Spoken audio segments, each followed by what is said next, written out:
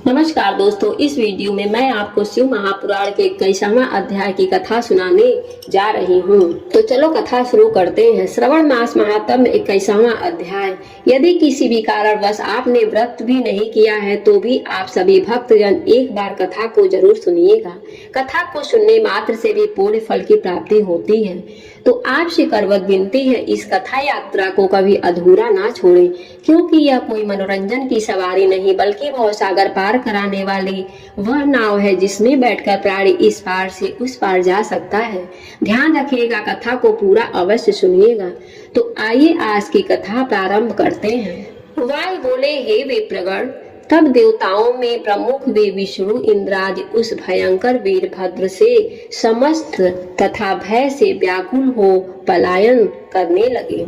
देवताओं को उनके स्वस्थ अंगों से युक्त देखकर तथा दंड योग होने पर भी बिना दंड पाए भागते हुए जानकर गण श्रेष्ठ वीरभद्र क्रोधित हो उठे। तत्पश्चात सभी शक्तियों को विनष्ट करने वाले त्रिशूल को लेकर वे महाबाहु वीरभद्र ऊपर की ओर दृष्टि किए हुए तथा मुख से आगे उगलते हुए उसी तरह देवताओं को दौड़ा लिए जैसे सिंह हाथियों को दौड़ाता है।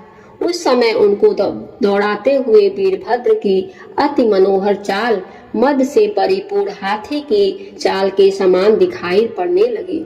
उन बलशाली ने देवताओं की महान सेना को उसी प्रकार क्षुब्ध कर दिया जैसे मतवाला हाथी महासरोवर को मत कर उसे नील पांडुर लोहित आदि वर्णों वाला कर देता है। उस समय व्याघ्र चर्म पहने हुए और श्रेष्ठ चमकीले स्वर्ण निर्मित तारों वाले वस्त्र धारण किए वीरभद्र छेदन करते हुए, भेदन करते हुए, फेंकते हुए, गीला करते हुए, फाड़ते हुए और मथते हुए देवताओं के मध्य वैसे ही विचरण करने लगे जिस प्रकार सूखी घास के मध्य में अग्नि प्रज्वलित होती है।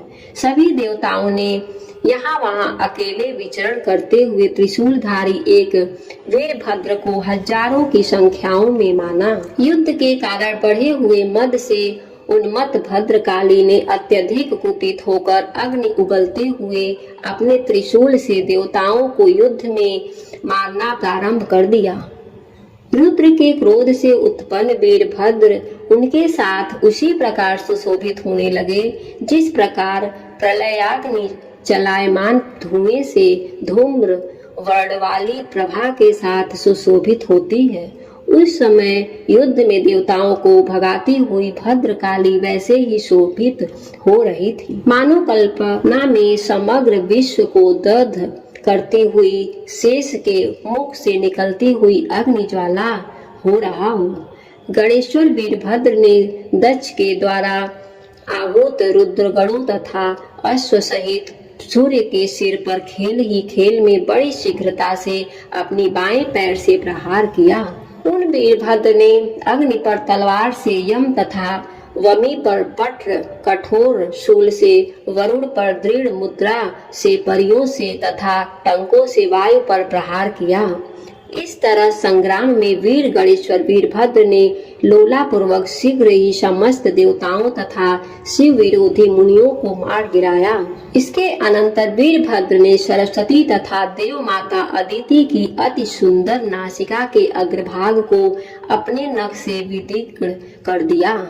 कुठार से अग्नि की भुजा काट दी तथा भविष्य को ग्रहण करने वाली 2 अंगुला जीभ काट डाली।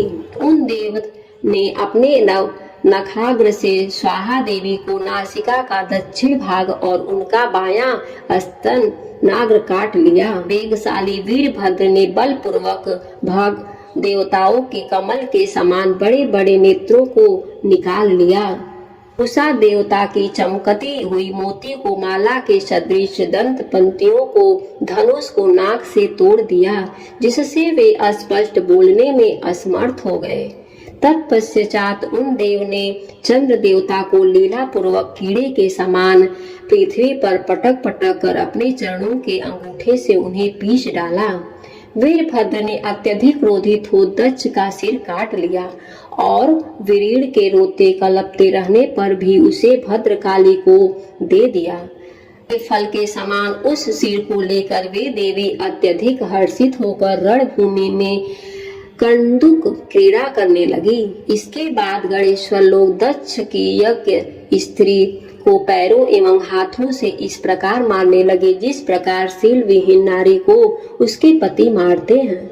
इसके पश्चात बलशाली तथा सिंह के समान पराक्रम वाले गणेश्वरों ने अरिष्ट नेमि सोम धर्म प्रजापति बहुत से पुत्रों वाले अंगिरा कृशाश्वत तथा कश्यप का गला पकड़कर दुर्वचनों से उन्हें झिड़कते हुए घूंसों से अनेक सिरों पर प्रहार करना शुरू कर दिया। उस समय उन भूत बैतालों के द्वारा पुत्र एवं पति सहित स्त्री इस तरह अपमानित की गईं जैसे कलयुग में व्यभिचारियों द्वारा बलपूर्वक कुलीन नारियां सताती जाती हैं। गणेश्वरों के उपद्रव से उस यज्ञ स्थानों के सारे कलश विनष्ट हो गए। यज्ञ स्तंभ टूट गया, वह स्थान आनंद रहित हो गया। यज्ञशाला जलने लगी, द्वार तोड़े जाने लगे, देवताओं की सेना छिन्न भिन्न हो गई, तपस्वी मारे जाने लगे, वेद का घोष बंद हो गया, जन समूह तितर बितर हो गए, आतुरों और स्त्रियों का क्रंदन होने लगा। सभी यज्ञ सामग्री विनष्ट हो चुके थे। इस तरह उन गणेश्वरों से नष्ट भ्रष्ट किया गया वह यज्ञ स्थल अरण्य के समान शून्य प्रतीत होने लगा। सूर्य के तीव्र प्रहार से कटे हुए भुजा, उरु, वक्ष, स्थल तथा सिर वाले श्रेष्ठ देवता पृथ्वी पर गिरे हुए थे। इस प्रकार हजारों देवताओं के मारे जाने तथा पृथ्वी पर गिर जाने पर वे गणेश्वर क्षण मात्र में वहां पहुंच गए जहां आवाहनीय यज्ञ जल रही थी। कालाग्नि के समान उन वीरभद्र को यज्ञ स्थलों में प्रविष्ट हुआ देखकर मरण से भयभीत यज्ञ मृग रूप धारण कर भागने लगा। उन वीरभद्र ने कठोर प्रपंच के भयानक शब्द वाला महाधनुष खींचकर बाणों को छोड़ते हुए यज्ञ का पीछा किया।